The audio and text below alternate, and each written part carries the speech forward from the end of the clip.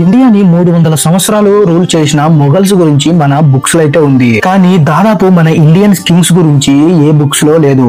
అంటే కొంచెం కొంచెం ఇచ్చారు గాని దాదాపు వాళ్ళ హిస్టరీని పూర్తిగా తూర్చేశారు. అందులో మౌర్య సామ్రాజ్యం 550 సంవత్సరాలు రూల్ చేసింది.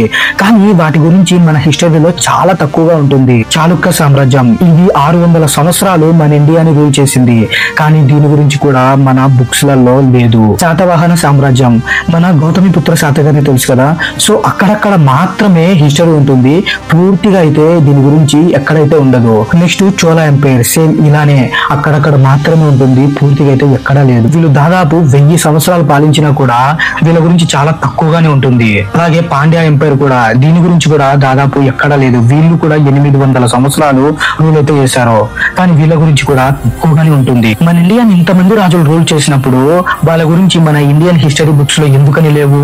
కేవలం 300 సంవత్సరాలు పరిపాలించిన మొఘల్స్ గురించే ఎందుకని మెన్షన్ చేశారు? నాకైతే ఇప్పటికీ తెలియట్లేదు. మన ఇండియా గురించి మనమే తెలుసుకోలేకపోతున్నాం.